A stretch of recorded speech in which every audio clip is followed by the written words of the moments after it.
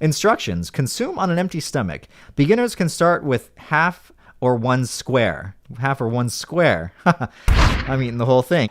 It smells like bad feet mixed with sour milk. Yeah, there's no expiration date on it. Oh, great. What have I gotten into? It smells awful, man.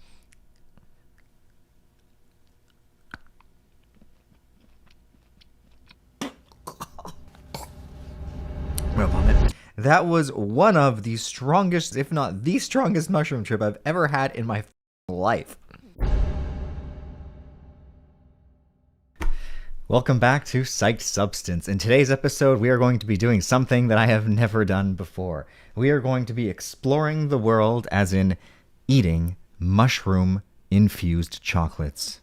Now, before we get started, I have to make it absolutely clear that I do not recommend that anybody watching tries anything. Psilocybin mushrooms are currently in the process of becoming much more accepted socially, especially when you watch movies like Fantastic Fungi, which really highlights a lot of the benefits in a way that I really am never going to be able to encompass in a simple YouTube video. That's not to say there's not a whole slew of risks involved, which is why I can't personally recommend anybody tries this. We are simply filming this video for the sake of documentary purposes and to see what happens when someone consumes mushroom chocolate. These products are becoming a lot more common these days, meaning it's time that I do a safety video on it to show you guys how to do it properly if you're going to do it. Again, I don't recommend anybody does it, but through this video, hopefully you learn how to do it properly, how to do it safely, and what to do in case something, horrible happens, like a potential bad trip. According to YouTube guidelines shown here, videos which intend to educate are documentary by nature and do not glorify the use of drugs, both abide by the community safety guidelines and are eligible for monetization. The following video does not glorify the use of drugs, instead attempts to be unbiased while delivering vital life-saving information disguised as entertainment.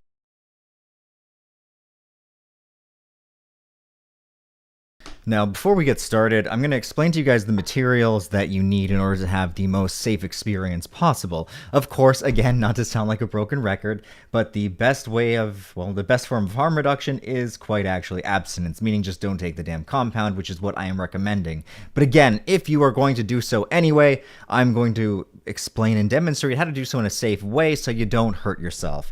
Now, this is not going to be an exhaustive list. I have several how-to psychedelic videos that I'm going to link in the video description that you can watch if you want a detailed list on how to do so safely, but just to briefly cover it here to make this a complete safety guide, we're going to cover the essentials. The first thing you're going to need is a proper good set and setting. Your set meaning how you feel, where you are in your life, your current mental space, what your thoughts are like, and the setting being exactly what it sounds like, where you are having your experience. A lot of people think that mushrooms are going to be fantastic when eaten in nature, which I agree. That's probably the ideal place to take them, but what a lot of people don't realize is that's probably not an area that you want to be in until you have some experience under your belt. The best place to start is in the comfort of your own home. You want to be able to control as many aspects of the experience as possible, which is ironic to say considering the very act of taking the psychedelic is kind of surrendering control, and that's how you have a good experience, is the more you're able to surrender that control. But you want to be able to control things like, the temperature, the music, who's around you. Sometimes just hearing bad sounds or hearing negative people can be enough to cause your experience to take a bad turn, especially if you are new. All of the guidelines I'm pointing out are directed at people who are new, who aren't yet confident in their abilities to, just hold it together and keep a positive mindset. So if you are new, you want to be in your home, ideally, and you want to be with someone that you trust and ideally love, someone you care about. You want to be with someone who you can actually be your naked self with without having to put on a facade. Because if you're with a friend that, even if you're good friends, but you guys still kind of are in that relationship where you're putting on a bit of an act to, get validation from each other, on a psychedelic, that act is going to crumble and fall to pieces, and it's going to show you very quickly who your real friends are. And if you aren't close with the person you're with, it can bring to light a slew of potential negative consequences. So now, assuming you got set and setting under control, the next thing you want to do is make sure that you got some headphones and a playlist ready, not just for enjoyment, but you want to have a relaxing playlist already picked out in case the experience takes some scary turns. And these experiences, they're not all scary usually, and they're not all positive. It takes you on a ride. Like, it really is like going up a roller coaster. There's that anxious phase where you're going up, up, up, and then there's that excitement when you finally drop and go through the first whoosh, and then your belly shoots up and you feel like you can't breathe for a minute, and then there's a bit of anxiety when you do that first loop, thrust around, you're doing the turns and bends. It's a ride, and it takes you on a journey, which is why for the parts of the journey that could be a little challenging, it's good to have music that can help calm you down and, reconnect you with your breath. Next, shameless plug, you're going to want to have a soft trip blanket. You don't really need a blanket. You just need to have very comfortable, warm clothes on, because some of these psychedelics can cause your body to no longer regulate its temperature properly. More often than not, it's going to result in you feeling cold rather than warm, and everybody likes to be cozy when they're tripping. This is actually our new pink and black, I'm going to open it for you guys, trip blankets that we have finally gotten in stock. Ever since you guys saw them in the video I did with Lauren, where Lauren was like, I would totally wear one of those. And I was like, I think it's hideous. You guys have been asking for it. And you know what? It's not that ugly. I like the design. It's nice to have something that's black. But just look at how silky this thing looks. I mean, oh, it's such a soft item. Look at this thing. This is great. And, we got our pockets here with buttons that you can store stuff in. So you can actually wear this on your head and move around because, it has pockets that double as mitts if you really want to stay warm. Obviously, you don't need my trip blanket to have a positive experience, but you want some cozy clothes and some cozy blankets nearby so that, you can snuggle up, because everybody likes to be snuggled in a warm, cozy blanket, especially during these intense experiences. It just, it reminds you of the womb. It takes you way back to before you even existed outside of a sack of fluid. Like it's a nice experience, really. Anyway, you can pick up one of these trip blankets by visiting the link to psychedsubstance.shop. Next, this is a controversial item, but I believe you want to have an escape rope. Like you're playing Pokemon and you went into that dungeon and the Zubats finally got you. They drained all your blood and you're like, shit, I just lost some of my money as I scurried off to the nearest Pokemon Center. I really just wish I had that escape rope so I could have just escaped out and healed my guys when I had the chance. And for that, you're going to use a benzodiazepine. Now, there are other chemical compounds that can be used as trip killers. Antipsychotic medication works too, but benzos are really the most easily accessible by most people. For example, if you were presented to the emergency room with symptoms of psychosis due to having, a bad acid or bad mushroom trip, one of the first things they do is they would give you a benzodiazepine, most likely diazepam, to help calm you down. Now, what I have here is alprazolam, and you can really use any of them. You can use clonazepam, you can use lorazepam. There's a whole slew of benzodiazepines that can be administered as trip killers. Now, these are generic Xanax bars, and if you're using Xanax as a trip killer, you don't want the whole bar. Unless you have some kind of tolerance, that's huge. You can successfully kill a trip with just one of these little blocks. So 1/4 of this is enough to kill a trip. I'm all about using the smallest efficacious dose. You also have to be careful. You don't want to combine this with something like alcohol or opioids, because that can cause respiratory depression and, kill you. So this is something that you're only going to want to take, assuming that you're just on a psychedelic and, you're not smashed or high out of your mind on like oxys or something when you're taking the trip killer. So just keep that in mind, very important. But assuming all you did was say take some mushrooms, what you would do is say you're experiencing symptoms of a bad trip, your thoughts start to race, you get really paranoid. Say you try meditating for a bit, you try focusing on your breath and nothing works, you're just getting more and more panicky. Then what you would do is, as I said, you would take the lowest effective dose, you would chew it, so you want to dissolve it under your tongue so it comes on as fast as possible, and then if it's something like alprazolam, within 10-15 minutes you're going to calm down. In fact, some people experience an instant calm down. It's kind of like that anticipation. They're anticipating that it's going to relax them, so as soon as they administer it, all of a sudden they take that deep breath and they're like, oh, I feel better now. And in fact, the benzo hasn't even come close to hitting. Often I find just knowing that you have something like this on hand is enough to thwart bad trips. It's better to be safe than sorry. There's a whole group of people who say that it's best to ride out the trips, and there's no such thing as a bad trip, and the bad experiences teach you the most.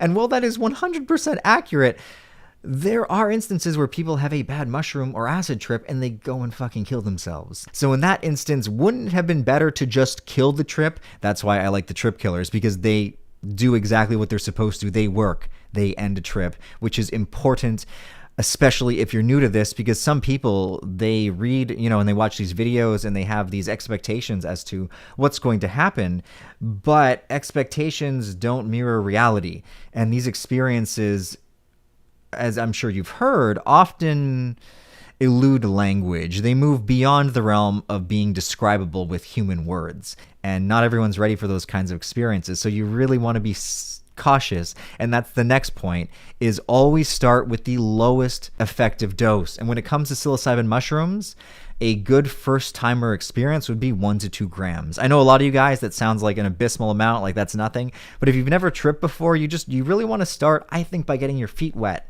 Now, it's not going to really reach a true trip until you hit, the 3 to 4 gram mark, depending on potency. But at least with 1 to 2 grams, you're kind of like 1 foot in, 1 foot out. And if it's not for you, you're going to know really soon. What's really important is just don't push things too far. For a first experience, I would not go above 4 grams. Like 4 grams is going to be, the upper end of a first trip when it comes to mushrooms. For other compounds, well, we'll talk about that in videos that are based on other compounds. You just really want to practice safe use and go easy on yourself, because you can always take more, but you can never take less.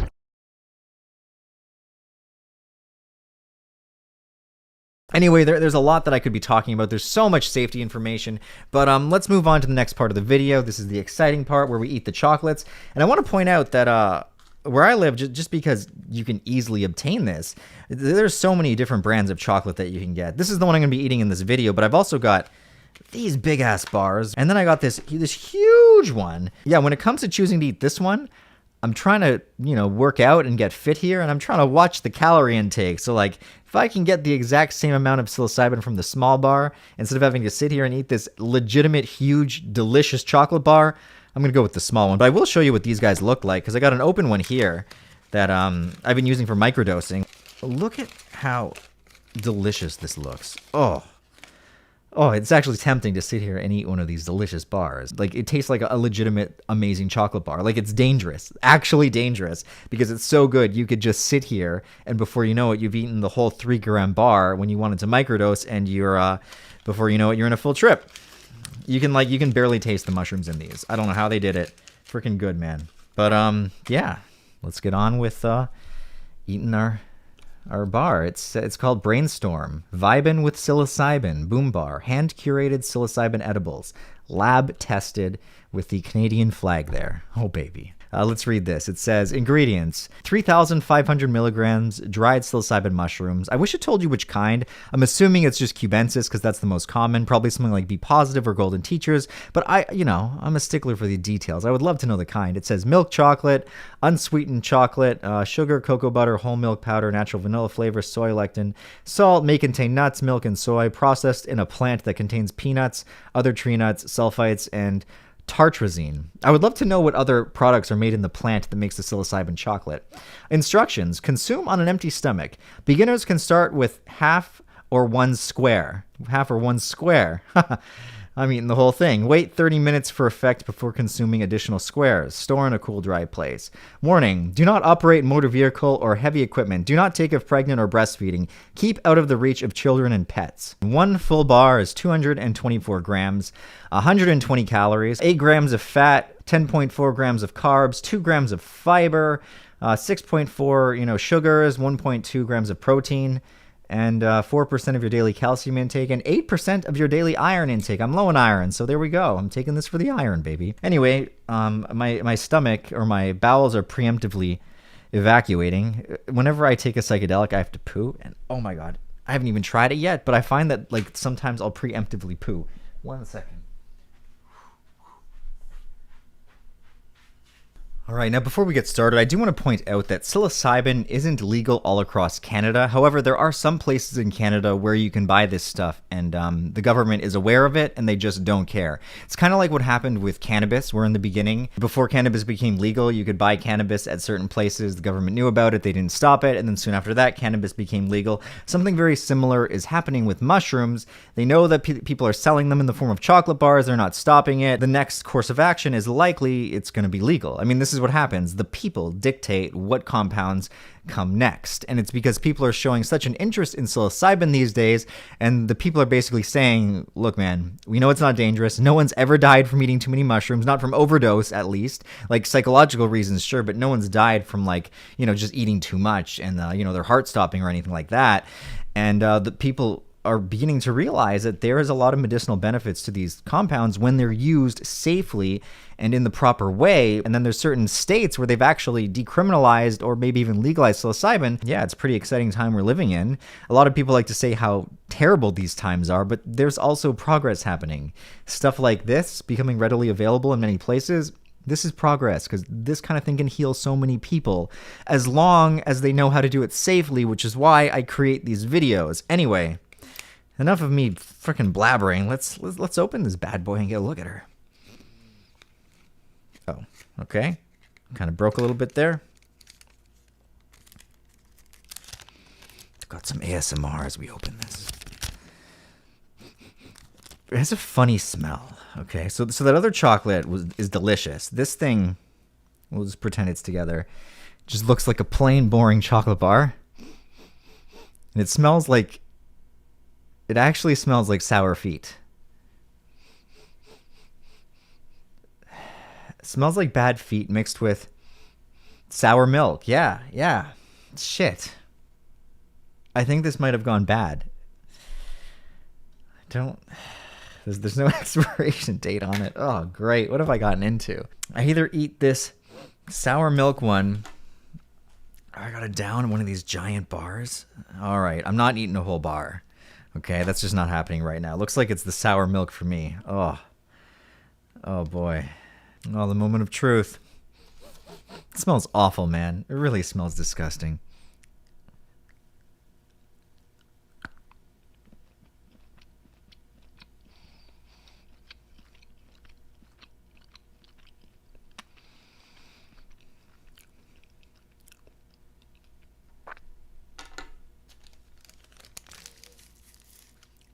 Oh. Oh. Oh my God. Oh. I'm gonna vomit. Oh my God. Oh.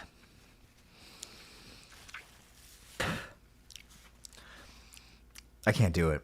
Either this is turned or the process they use to make this is absolutely fucking disgusting. There's no way in hell I'm eating this. Oh God, that was so gross. Oh, I'd rather just eat the raw mushrooms. That was so freaking gross.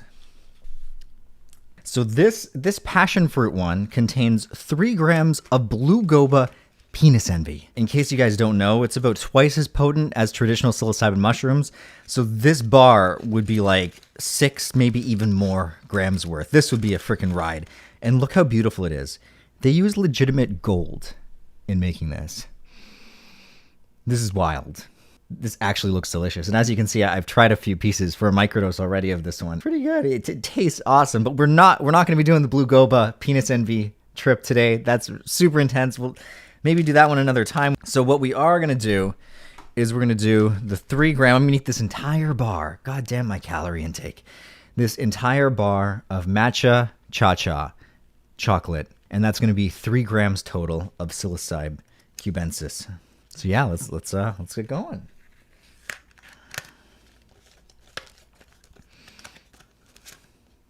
Huh, I like the little message in there. It says, keep growing. Okay.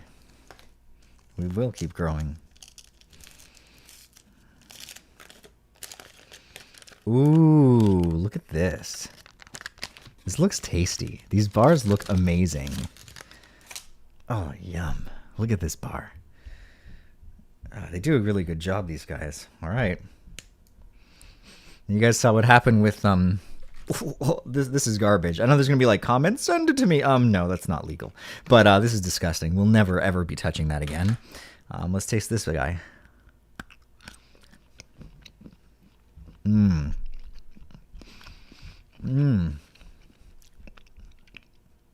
tastes like real chocolate.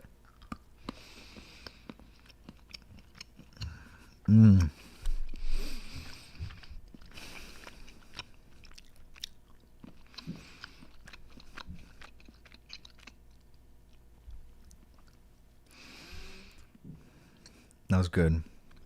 You know what, actually, you know what I think I'll do? Screw that. We're going to eat.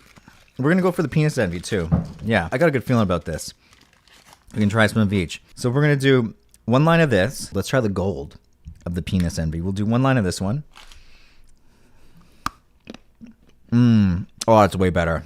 Oh, this passion fruit is delicious.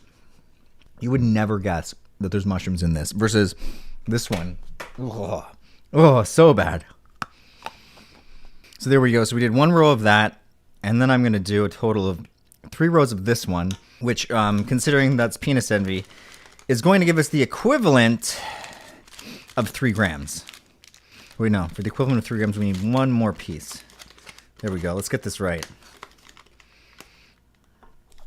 There we go. I know I'm making it more complicated. I could have just done this whole bar, but I wanted to mix it up a little bit. Why not? So let's do a mix of psilocybe cubensis and penis envy to show you guys just how crazy strong penis envy is. To be honest, that's probably the equivalent of a little bit more than 3 grams of cubes. But yeah, I just wanted to try the taste, which is really good. Imagine this is like all just some excuse so I can eat chocolate, because like I don't eat milk, right? And I try not to eat sugar, and I'm really strict with my diet. So it wouldn't be hilarious. It's like in the back of my head, I'm subconsciously rationalizing eating mushroom chocolate as like, I get to cheat on my diet and have some chocolate today.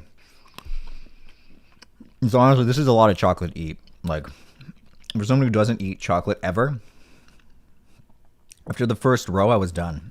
Now I'm kind of just forcing it down. It's real sweet. Let's see what the calories are of these as I finish this off. Oh, last bite, best bite, baby. Down the hatch.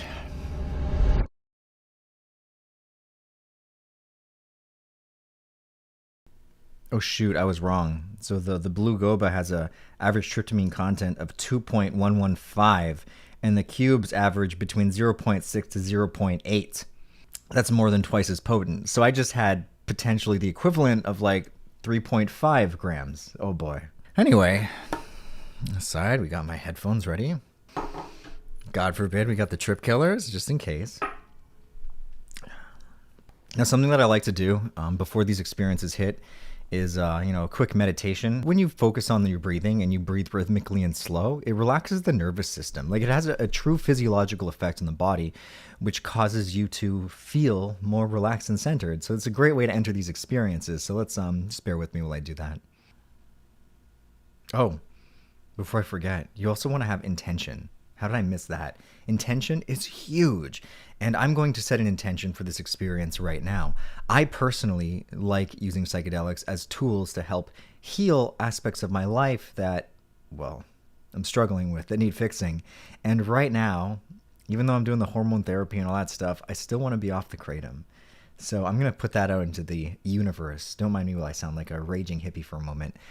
I am putting out the intention that this experience is going to shine a light on, just why I am still on the kratom train, and it's going to show me how to move through it. Yeah, just experience life, maybe even drug-free, just being me. That would be ideal. And let's see if the mushrooms can give me what I asked for. Often you don't get the experience that you ask for. You get the experience that you need. Maybe that's what I need, maybe it's not, but at least I'm putting it out into the universe, and let's see if it delivers. Wouldn't it be really crazy if after this experience I actually stopped drinking kratom? I went on the hormone therapy, I've done all these crazy things, and all I really need to do was eat some gosh darn mushroom chocolate. I'm just speculating, right? It's currently too early on to see if that'll actually happen, but let's throw it out there and let's see if it happens. I will tell you guys this. I will be completely honest in the outcome. If this trip has absolutely no effect whatsoever on me wanting to take kratom daily, I'll let you know. I'll tell you that my kratom intake didn't change, and I'm not going to try to force myself to lower the intake just to artificially impregnate this experience with the child of growth. Like, no, that baby can just go F off if he's not made from authentic, legitimate causes. We want him to be a natural birth, not forced. So what I'm going to do is let the dice land where it lands, and we'll read the numbers as they roll, and we'll see what we get. Yeah. We're just going to see what happens. Anyway, if you're wondering why I'm talking so much, it's because I haven't decided if I'm going to just cut to the effects or if I'm going to make this video one of those where it's like I'm filming the whole come up. I might do 2. You know what? That's a good idea. Let's do 2. And these filming the come up videos are way better when I have a co-host and we can like, podcast style it up. Imagine it was with Derek as we're waiting for the effects. Imagine if Derek was here. Like my podcast with more plates, more dates.com, Mr. Deltoid Master Derek himself. That would be hilarious. The lights are starting to slowly but surely get brighter. Oh, that's usually one of the first signs for me, is everything just starts looking really, really bright and then vivid. So let's do that meditation now.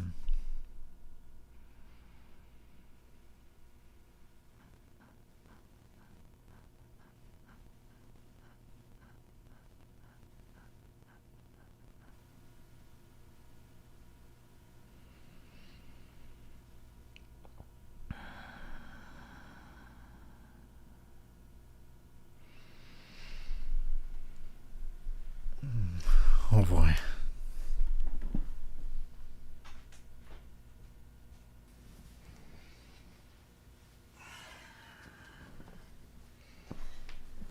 Look, judging by how fast everything is starting to look like DMT world, that was strong. Especially the initial feeling and visuals of mushrooms, I find remarkably similar to DMT.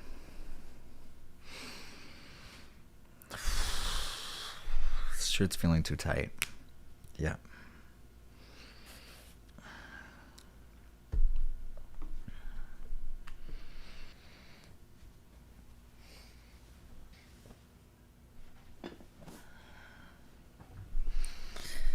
Yeah, I'm feeling cold.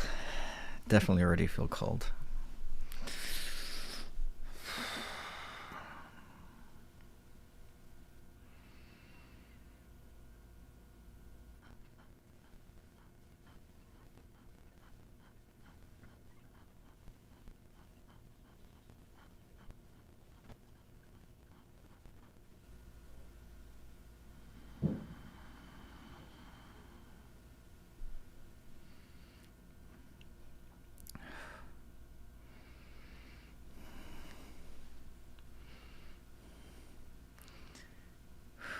With my eyes closed, this is exactly like a DMT trip. There's no difference. The visuals I'm getting with my eyes closed, even open, so similar. If you told me that I just smoked like 25, 30 milligrams of DMT, I would not argue. Entire body is warm.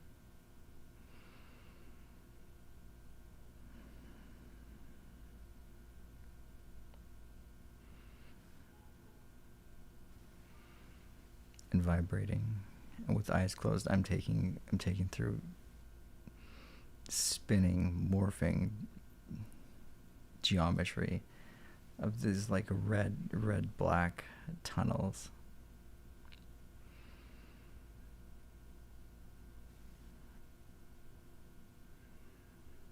Feels like I'm going through wormholes.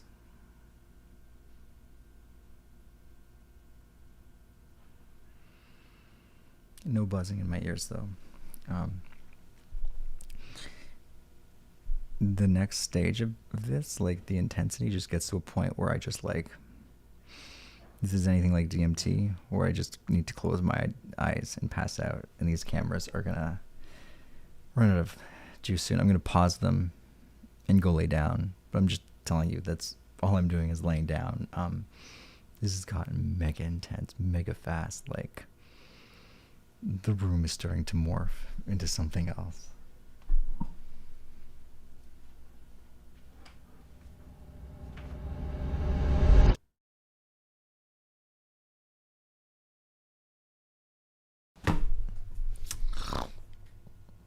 All right, 7 hours later, I am completely back. I gotta say one thing. These chocolate bars are bullshit. That was like a flat out lie. That was no 3 to 3.5 grams. That felt closer to, I don't know, 5, 6, 7. That was at least 5 grams worth. I was straight blasted into hallucinatory states, which quickly transitioned into basically crossing over into DMT world with supreme intensity. That was one of the strongest mushroom experiences, if not the strongest mushroom trip I've ever had in my fucking life. The chocolates are a lie. Claiming 3 grams a bar. No. If it is, this is some potent shit. They are dosing people way higher. Keep in mind, I microdose mushrooms every morning, sometimes as much as half a gram. So I have a tolerance from literally doing mushrooms every day, and it still hit me like a goddamn freight train. I mean, maybe it's a good thing. You could argue I did have a bit of the blue goba, which is very, very potent. Maybe that really threw things off. Who knows? We'll have to do another video where I just eat the blue goba one on its own. But yeah, 7 hours later, and I'm only just now, like, pretty much back. That lasted a long time. For me, mushrooms, usually 3 to 4 hours are, like, done. That felt like the trip that would never end. Whew. I'm assuming you guys want to know what happened. Some of these experiences are, like, they're really hard to put into words, especially right after you've come down. I will say that there was a solid portion of it where I felt like, oh man, this one went all over. Like it actually started off really positive and warm. Like the initial vibes were just really warm and loving, and there was like no fear. But then that transitioned. I went from that to like a kind of scary place, which I'm used to. These experiences, they always do that transition for me. And I just kind of faced the fear. I mean, I didn't take a trip killer. There was points where I was tempted, though. Holy smokes, was I tempted. Yeah, it made me face what just felt like fear itself. I felt like I was being exorcised. Like there was an exorcism going on, and it was subtracting this demon from me. That is, the demon being my addictive tendencies, probably because I went into it with the intent of, yeah, like let's crush some addictions, and it actually felt like an exorcism.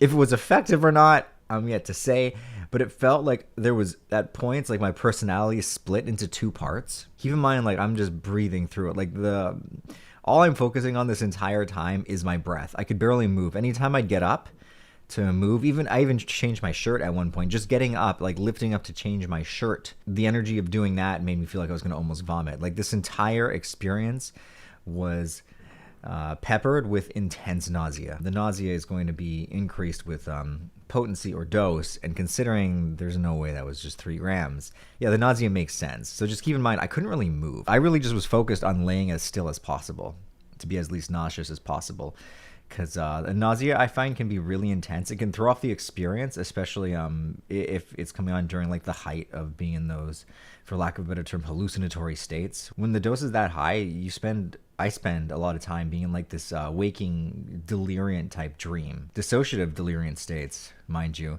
where it's like you feel like they feel like their personality is split apart, like I said, into multiple facets, and they're not just one being anymore.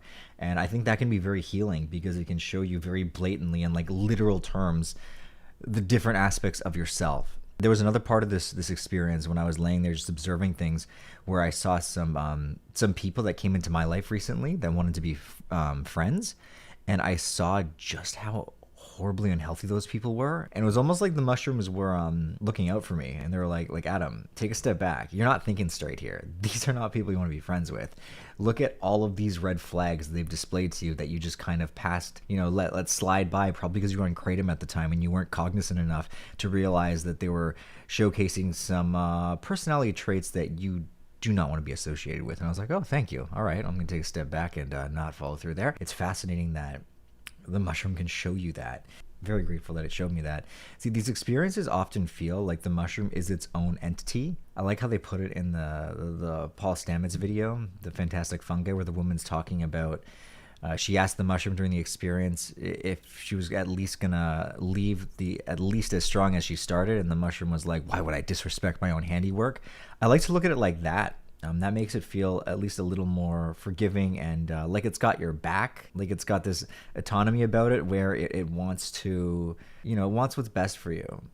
So yeah, I like to look at it like it's a guide, like it's a protector, and maybe just having that intent put forth is enough to influence the experience in a positive direction, because on the flip side, I've looked at it as if it was like an evil thing and causing me to like rip apart into multiple hallucinatory states of terror. And when I saw it as like an evil entity, the experience felt more evil. So I feel like this is where intent is huge, and how we choose, what perspective we choose to view them from, greatly either inhibits the potential for growth that can come out of the experience or entices it. So there's that. That's huge.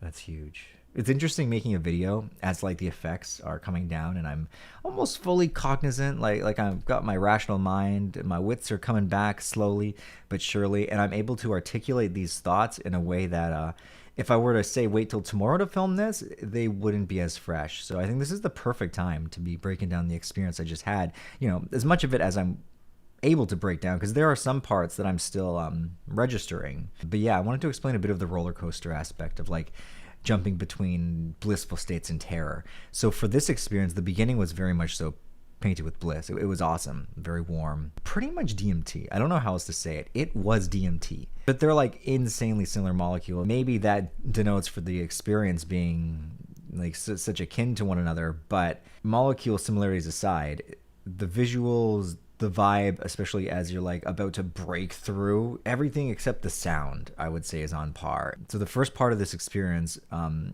was pretty much the same as if I smoked, probably 30, 40 milligrams of DMT. The only difference was the mushrooms lasted longer. That was overstaying its welcome. Like I kind of wanted it to stop, because then the blissful warmth faded. And the next stage I was in was this like weird in between. I felt like really low and depressed, but I couldn't put my finger on why. Like there wasn't a singular overarching negative theme that was tugging me down, you know, that was like pulling me beneath the surface, so I had to like gasp for breath. But it felt like I was like having a hard time catching my breath. But that wasn't even playing into it, because I had a hard time catching my breath even during the blissful states. And no, that wasn't it. It was just like I felt low and I didn't know why. And I think this is when I was experiencing the personality breaking apart into few different fractals of itself. It's weird how it was accompanied by a very depressed vibe. It reminded me almost of like the next day when you're coming down off MDMA and you feel empty, and you have the feeling like you don't know why you're sad, but it feels like there's absolutely nothing to look forward to or to live for in the world, like that serotonin depletion, dopamine depletion vibe. That's what it felt like. I've never had that before. Not so close and so tied in with like the good feeling. So to transition from feeling good to just that miserable was fucking weird. And I gotta make sure that camera's on. All right, we're still recording. I've been feeling very exhausted, and it's interesting. I'm starting to get my energy back now. Like basically literally the past 7 hours I've been laying down. But it's like when I finally got up, I didn't feel like I'm rested. Like, you know what I mean? It's not like I've been asleep for 7 hours, because I haven't. It's been in this weird in-between state. Maybe the last hour, actually. Yeah, I think the last hour I might have actually been asleep, which I greatly needed. So it was really like 6 hours long, but I got up feeling like I just want to go back the fuck to bed. This is why these experiences midday are they're tough to have, because it's 5:43 p.m. But it's like I feel like I'm gonna have absolutely no trouble sleeping, because I could go to sleep right now. It's like I'm mentally and physically exhausted. Getting sustenance from peanut butter, as if I haven't had enough fat sources today from that chocolate. God damn it. This is the worst kind of peanut butter. It's filled with hydrogenated oil. I usually eat organic peanut butter, but like when the craving strikes, baby. Anyway, something about mushrooms and peanut butter. They're just like intertwined, man. Just missing that banana. So yeah, I don't know. I can't really define why I felt so low, but I felt really freaking low. And that was hard to witness. During that state, I almost reached for the trip killer. No word of a lie. Because while I was in that low state, the DMT-esque experience of breaking through to the other side started to reach its climax. So it's not like things calmed down and then I started feeling low. Like it was an afterthought. Like, okay, now the intensity's faded and now you've been deprived of the feel-good chemicals. No. The intensity was still rising. As it was rising, my mood went from jolly to sad. So that sucked. And that lasted like a solid hour, which in that state, when you're about to smash through to the alien dimension, oh man, an hour is yeah, I'm real proud of myself for not reaching for the trip killer. Like I almost did, but I just like I thought, you know, I can do this. Like, what's the worst that can happen? I have a full-on breakthrough. Actually empowering, because it showed me that even if I'm fucking miserable mid-trip, heightened, exaggerated feelings, I can breathe through it on my own. I'm grateful for that. See, you can flip all these things and extract some positives from them. But yeah, so it moved from that. And then it just kind of got worse for a while. It was like this delirium, like I said, experience where I was seeing different parts of my personality. And then things got like, they went into real delirium. See, I'd get up and then like, you know, go pee or something, drink a sip of water and then lay down. After I'd lay back down, it would feel like I was getting up and repeating, like I was in a loop, but I was aware that it was just in my mind. Like I actually had the wherewithal to separate that it was imagined, where in the past I'd have no way to separate whether my mind was creating the loop or whether I was actually just, you know, repeating myself, like actually getting up and doing the same thing over and over again, which is what you define as the loops. So it's interesting being in the loop state, but being aware that it was just my mind creating it. And it was far less scary that way.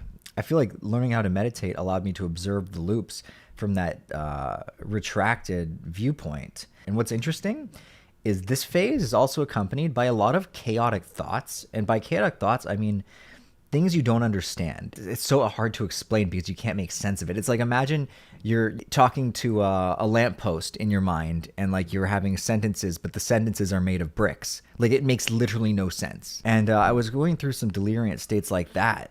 Like, you know, talking to lampposts, baby. Fucking walking through Narnia. Foothills of snow. Meeting some minotaurs. Just really weird shit. And I was just really observing it. And it was really fascinating to take that retracted view where I wasn't just immersed in it. I was actually like observing kind of like from a distance. And that was also empowering because that showed me that I don't need to fall victim to my thoughts, you know, feel like I'm the prey of my own fearful mind. Because there was a lot of fearful thoughts. Like when I was having the views of like the negative people in my lives, like it was injected with some serious paranoia where I was thinking about like just all kinds of bad shit that can happen to you. Like nightmare, horror story, bad shit. But in the past where I would be so terrified of this, again, I was kind of just like aware of the fear, but not attached to it. You know, it was really interesting. As someone who's like still dealing with like their kratom addiction, I figured I was still super mentally unhealthy, but clearly some of the stuff I've been doing has been working. Like maybe I think I'm so worse off, but I'm not. Like maybe I'm mentally so much, I think I am so much stronger than I realize. And I don't give myself enough credit because I'm always like nitpicking and finding these like little things I'm still doing. Like in my head, I'm like, you're doing such a terrible thing. You need to be perfect. But like really, well, there are those few things that I'm doing that suck, that are honestly shitty. I'm not justifying them. My mind has grown in experience points and I'm gotten so much stronger in many ways that I'm very grateful for. It feels like real progress. And I find like if you can be arrogant and you can think that you're strong and you can handle all this stuff, but it's like having a trip is the great equalizer because it abolishes the ego and it puts you in the state where you're like, you got to face your shit. So if you've been lying about your strength, oh, it's going to come. It's going to shine through real fast, baby. And a lot of people, I think, are afraid of tripping because, like, you know, first of all, there's multiple reasons. They're afraid of the unexpected. They're afraid of what they don't know. They don't know what could happen. And they read all these horror stories, and it's like they're just terrified that something real negative is going to happen and they won't be the same after. If you trust yourself, like if you deeply trust who you are and your capability to, you know, work through adversity, then you would trust that, yeah, it might be scary, but I'm going to be okay.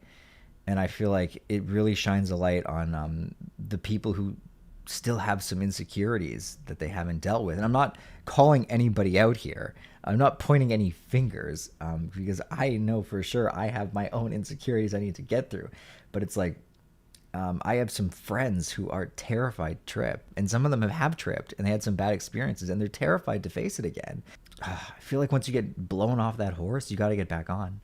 Because I've been in that stage of being absolutely terrified to do it. And I'm grateful that I, you know, face those fears. And sometimes facing the fears isn't necessarily tripping again. That's the worst thing you can do. Like you want to sit back and like figure out what freaked you out. And I'm going to go off on a horrible tangent here that we're going to cut this thread immediately because it's going to go way far off base. But yeah, the psychedelics can really show you what your insecurities still are and where you've gotten stronger versus what you still need to work on. I moved from those like the fever dream. It's actually really negative. Like honestly, most of this experience was bad.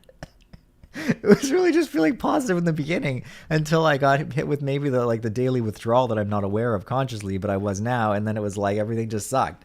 And then I went from that to just feeling really nauseous, tried to pee, tried to drink some water. Every time I got up, I was like, ugh.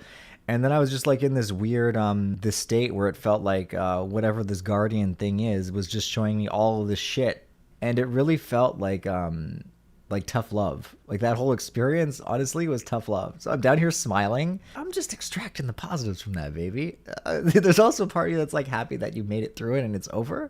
There's this empowering feeling, especially when you don't take the trip killer and you're like, oh, I pushed, that was horrible and I pushed through. It's like, by no means am I over here saying that was a great experience. 85% of that sucked ass.